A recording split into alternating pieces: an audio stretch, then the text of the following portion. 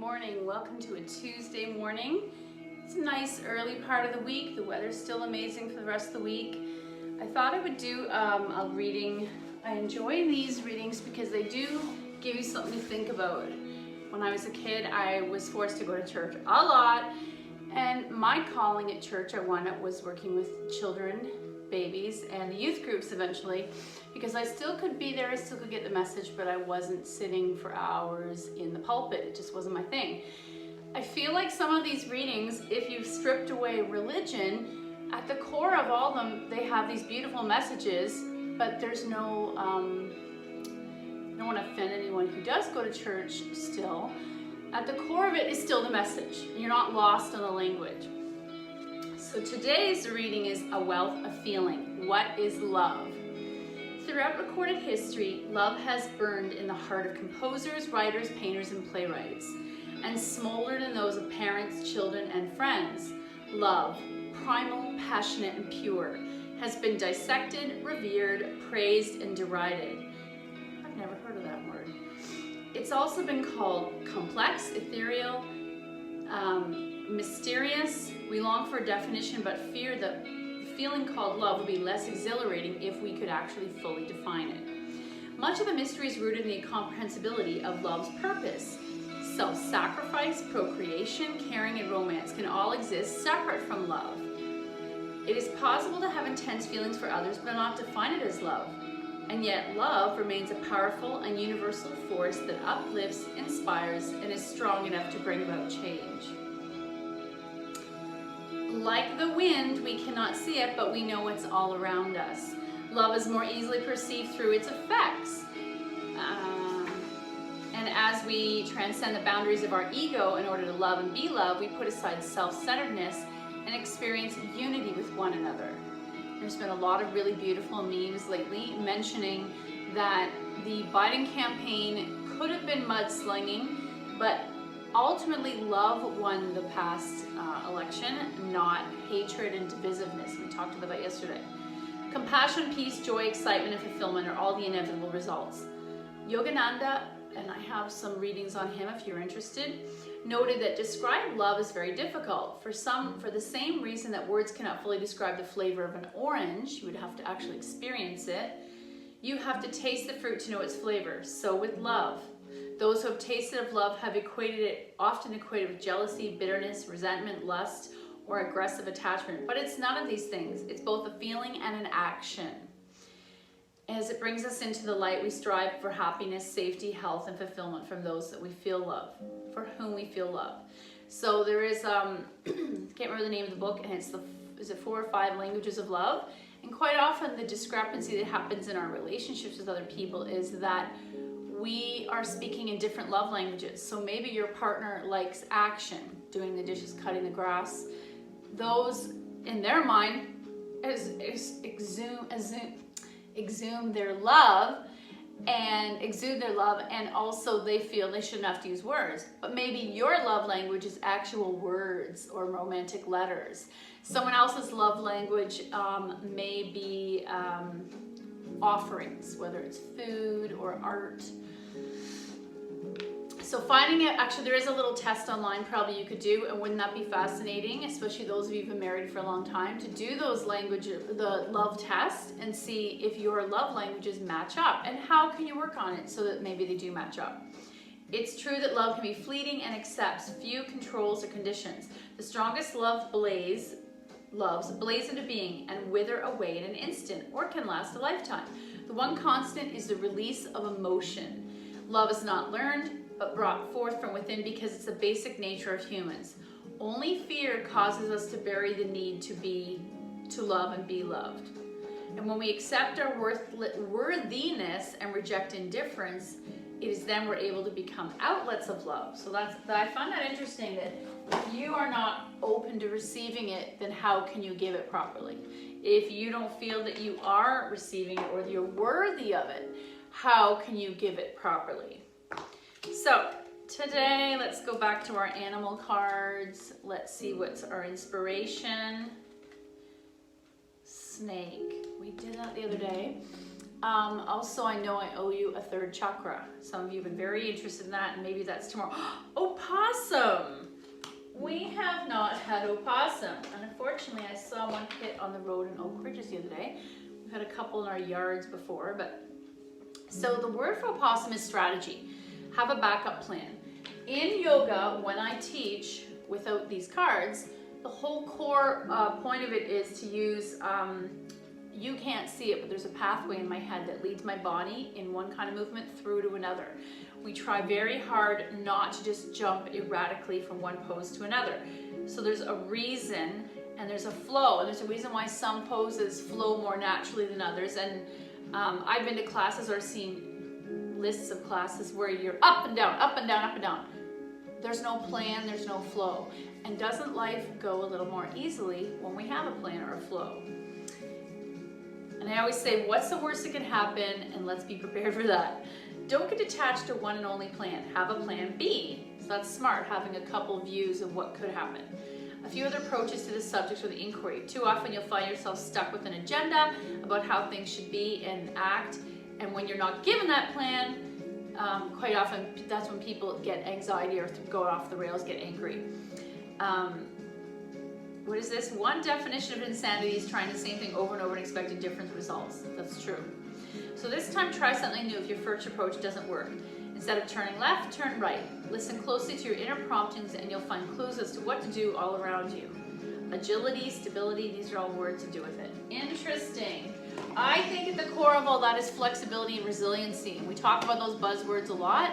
And the more I'll talk about life with my aunt, and we realized, and my husband, that the reason we can withstand so many strange things throughout my young life and my adult life is resiliency. It can't be taught. I think some people are biologically resilient and some can acquire those skills depending on how they're raised. So it's a combination of nature and nurture.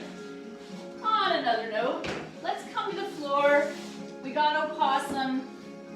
I will lead you through a practice and we'll see where it goes. Bringing your bum to your heels. Let's take our time to slowly lay down here.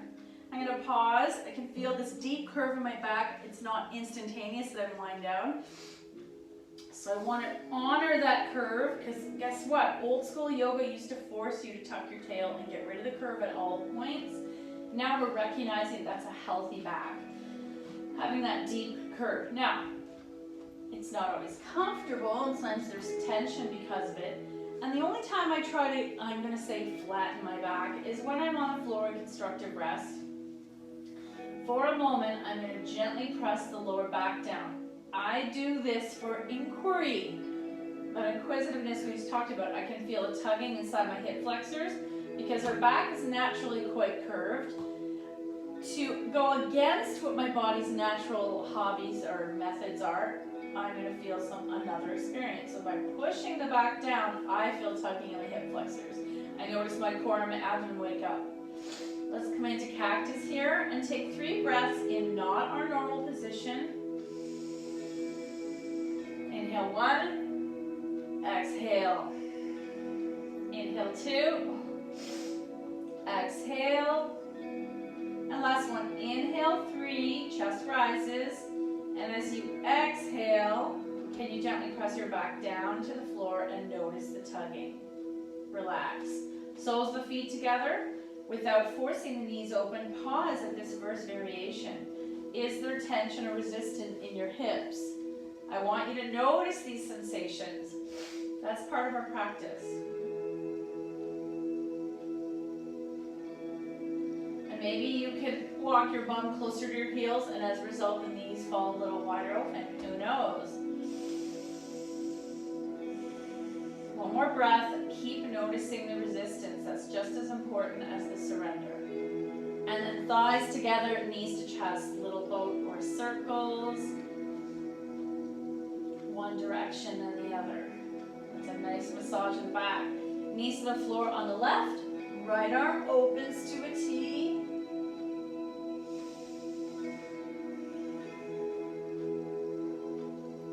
Maybe we will do hamstrings today. When I think of opossums, they're flexible, their prehensile tails gives them a 5th limb, how I would say, so they can climb climb and hang from trees and pick up things and do things very similar to a primate or a monkey. Back to center, knees to the right. Opossums supposedly were never indigenous to Canada. They used to only be in Australia, I think, and then they came to the US, southern states. I'm not sure how, but they somehow have been able to survive in Canadian temperatures, and we've seen them a lot in our neighborhood. They're actually amazing. They eat a lot of mites.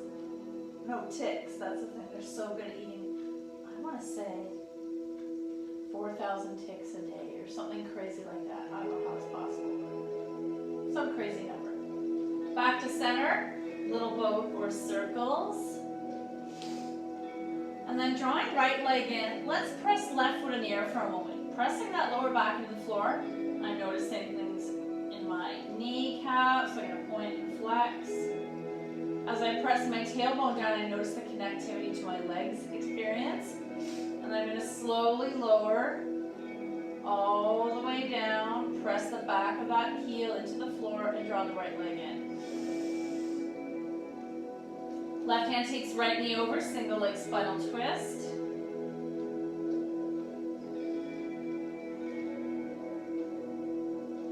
Back to center, little boat. Now we're going to take left leg in, right foot in the air, flex, and lower. Drawing left leg in. Right hand takes left knee over, single leg spinal twist. Oh, yeah, bringing out that body. Thanking your body for the health of another day of doing, giving, hopefully sharing your talents and gifts. And egg beaters, one direction, then the other. Let the legs fall wide. Let's pause here and check in with those hips and inner thighs. And then slowly turn this shape into that of the happy baby, or the beginning of happy baby.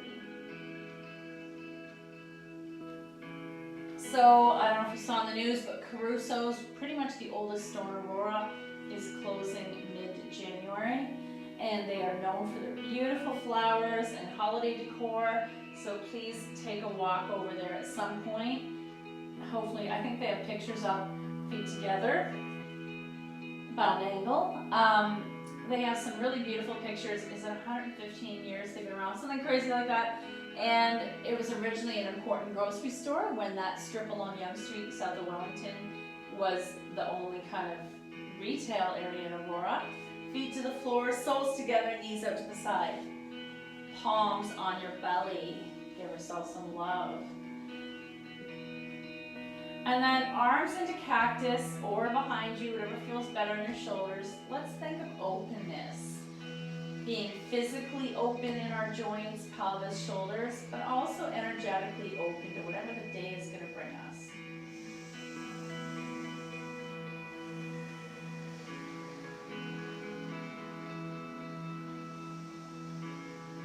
And then close your legs, thighs to chest, little boat or circles. Now, I want to make sure my strap is nearby, and then I'm just going to take my feet in the air for a moment. Point and flex. What's on my ankle? Roll out the toes, roll out the ankles. We're putting the work, love, and effort into now for mobility in a pretty uneventful day physically. Let the legs fall wide. Check in with the inner thighs, hips.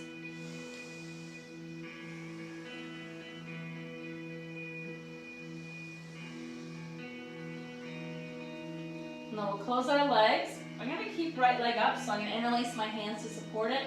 Left leg lowers. Massage that leg. Taking the strap to the ball of the right foot. And gently add some counter pressure. Choosing to stay still or circle this leg inside the hip. That feels really good.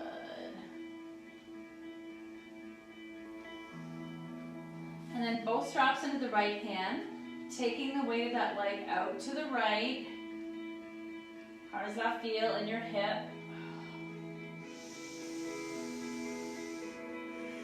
Left arm can come out to a T, so now we're basically in a big starfish.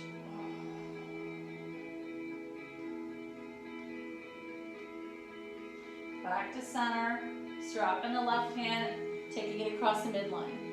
So we talk about yin-yang for every pose, there's a counter pose. Notice that duality, it even exists in our poses. So if I stretch my leg open this way, I need to do the opposite. And back to center, get rid of the strap, thighs to chest, little bow.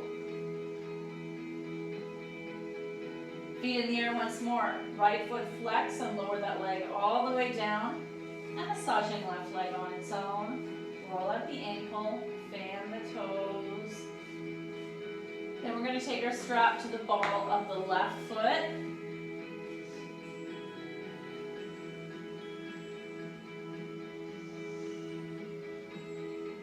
And I can add a bit of resistance or stir that leg. Your calf, hamstring, and hip, possibly glute, will tell you what your body needs today.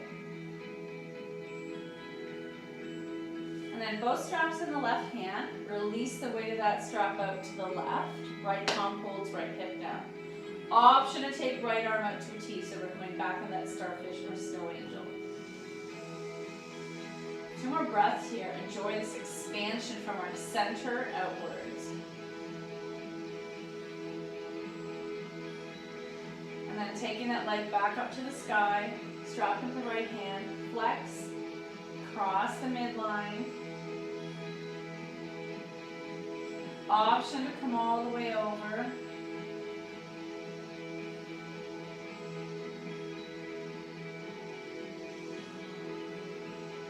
Back to center and get rid of the strap. Little bow. Roll into a ball on our side and pause here. And noting that the pauses in your practice, the resting poses, are just as valuable as the energetic poses. There's that duality. And press yourself upright. Coming into your choice of extended child's pose or wide leg child's pose.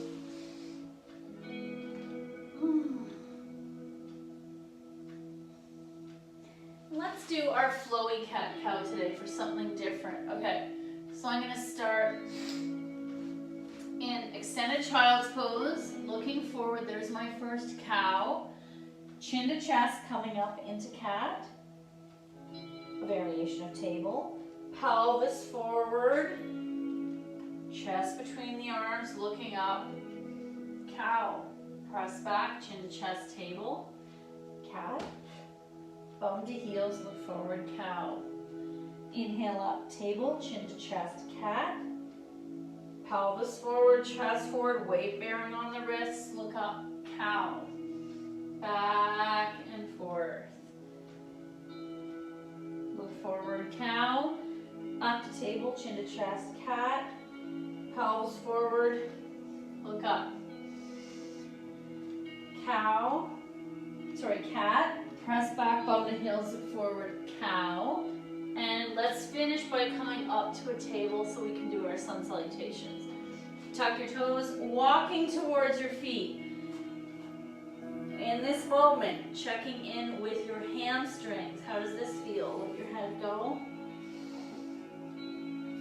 And maybe even take your arms behind your knees, if this is available to you in your body. Give yourself a big hug. Arms to the side wide. Reach up. Reach behind you. Exhale, fold. Swan dive. Half back. Fold. Plant. However you want to get down. One breath, sleeping cobra. Inhale. Exhale, pick up your head, baby cobra. Press back, downward dog. Let's do a nice hamstring stretch here. Walking the feet in. Can you drop the heels, knees not bending? Let's press all our weight into the left heel, right heel lifts, leg is straight. Right heel presses down, left heel lifts. I personally can feel this all the way into my sits bone or my glutes. Back and forth, not bending my knees. I can do it without swaying in the hips. Right foot forward, left foot back. High or low lunge, it's going to be your choice. Reach Reach up, hands release, feet together, fold, rise, heart center. Inhale up, exhale, fold. Half back, fold, plant, lower. One breath, sleeping cobra. Inhale, exhale, pick up your head, press back, downward dog. Paddling this time. Left foot forward, right foot back, find your footing. High lunge, hands release, feet together, fold, rise, heart center. I'm going to keep showing you different views. Most of you, not that this should become robotic, but you are aware of what comes next. Inhaling up, exhale, fold. Half back, fold, plant, lower down. One breath, sleeping cobra. Pick up your head, baby cobra. Press back, downward dog. Right foot forward, left foot back, high lunge. Find your footing, rise. Hands release, feet together, fold, rise, heart center. Last side. Inhaling up, exhale, fold. Half back, fold, plant, lower. One breath, sleeping cobra. Inhale, exhale. Pick up your head, baby cobra. Press back, downward dog. Pedaling. Left foot forward, right foot back, high or low lunge. Hands release, feet together, fold, rise, heart center. Okay, I wanted to do 3 variations of hamstring today. We won't spend as long as we normally do. The reason these classes are a certain length is because there's a lot of technological challenges if I make it much more than 35 minutes. So, right foot lands. I'm going to bend my right knee enough so that I can get to the floor, or some of us may be using blocks. I want to show you without blocks because not everybody has them. I'm going to shift my weight forward. Do you see where this is going? Standing forward splits. Even though it's not really the splits, I might come in a flat palm if I bend this knee. I may use the blocks. Left foot in the air. Maybe left leg dangles. This is one variation. Maybe you flex it and it's more rigid. Folding in. Some of you who want to go further might walk the hands in line with that foot. Some of you might take your right hand and cup the right heel and fold in. And some of you may take both hands and fold in. So it becomes a balanced pose. And then I like to do my squat in between. Nice work. That pose, I think of as a dial of flexibility. I can go as deep into it as my body wants to. Coming back up. Shifting my weight into the left foot. Fold. Maybe I pick up one foot. Maybe this is it. I don't need to go any further. So that left knee can be super bent to come chest to thigh. Hands are tented and I'm folding. Or walking in. Or flexing that right leg and lifting it up. Option to take left hand cupping left heel. So I'm starting to up the ante on how much balance I need for this pose. If I'm really stable in my foot, ankle, and thought, I might take 2 hands and fold in. And because we're doing this quickly, I want you to think of this. Maybe this is your goal pose today throughout the day, is every so often revisit that pose and can you lengthen the time or the number of breaths that you are staying there. Okay, next one. This for a lot of us, again, it's a dial of how much flexibility I want to use. Wide leg forward fold, seated wide leg forward fold, in my mind is the kind of one of the variations of splits you see people talk about. But what I like is it doesn't really matter how far forward you go. What's happening is in here, I'm going into this. Some people really care what the shape looks like from the outside. I care what does it feel like inside your body. So, sitting upright, feet are flexed. I'm going to sit upright for a moment, and in my mind's eye, I'm seeing 4 anchors. Each sits bone is tacking down, and the backs of my heels are tacking down. Pada bandha, flex feet. Spread those toes. Sit upright. And as I sit upright, I can hear my mother's voice. Good posture. But guess what happens? The chest opens, back opens, so I might stay here. Maybe this is my forward fold. Or maybe I start to walk forward, and guess what? This would be the transition to dragonfly, a forward fold, but we're not going to fully do it. I just want the action of gravity to gently stretch the back of these legs. Sometimes we do a variation where we slide in and slide out. Slide in, staring forward, slide out. So you have that variation too. There are days when I want to go all the way down. There's other days where I'm going to honor my body and the tightnesses and stay up here.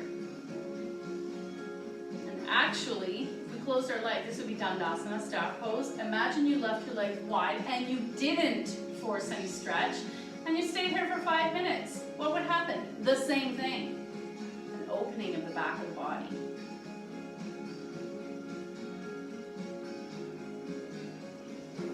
Just feel that gentle sensation of letting go. The surrender is happening in the back of my body. I'm going to close the legs and come into child's pose for a moment.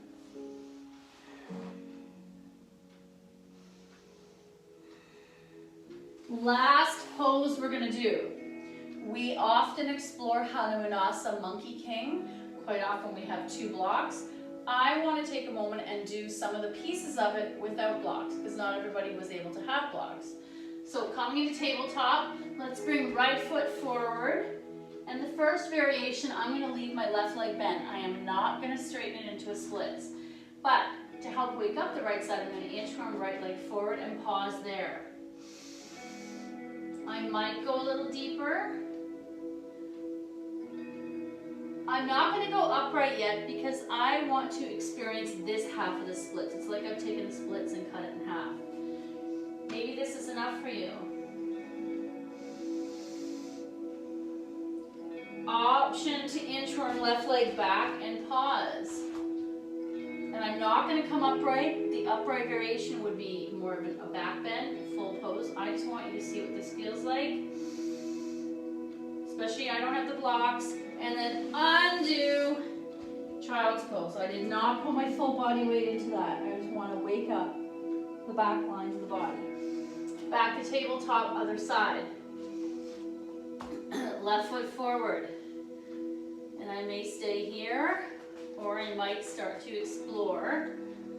Inchworming this leg forward. Option to lift the toe to the sky, super intense, or keep it bent.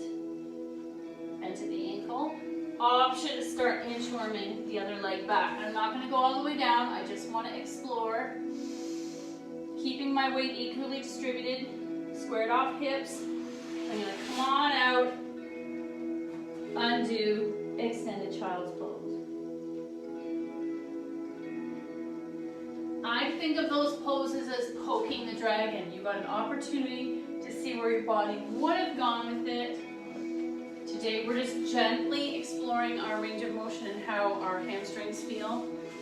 Our final card today.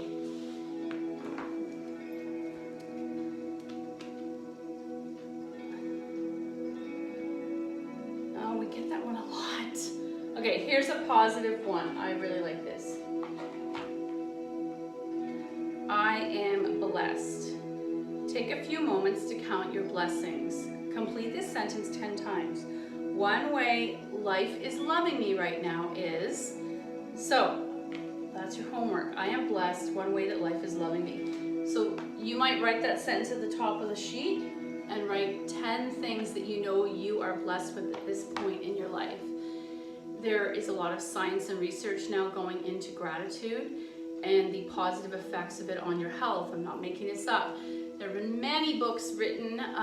One person who's very good at exploring this subject, has a lot of podcasts and TED Talks and books, is Brene Brown, and talking about gratitude and its effects on your health, your physical and mental health, your longevity. What's funny is it's coming up a lot right now in the US in different magazines and shows, because their Thanksgiving is coming up. And it makes me happy that they're approaching the thank piece of it, because one time Steve's coworker who's American was asking what's the difference between Canadian Thanksgiving and American Thanksgiving. And it's so funny, ours has no tie to taking something from somebody, which I'm generalizing, the American one does. It isn't about assimilating natives. It wasn't about taking their ways or their land or their things. It was about just being thankful. And it was lined up with the time of the year when the most prolific harvest comes in, so it was easy to be thankful because all this food from the earth is coming in, the work of your fruits of your labors. American Thanksgiving, I don't feel is as thankful. I feel like it's the beginning of a season of gluttony, whether it's the food or the spending, the Black Friday, all that. So I don't want to generalize, but I can see this contrast. So enjoy that our Thanksgiving was about blessings and how much we have gratitude for. Thank you so much for your light and your attention to your practice and our community. The good in me sees the good in you. Namaste.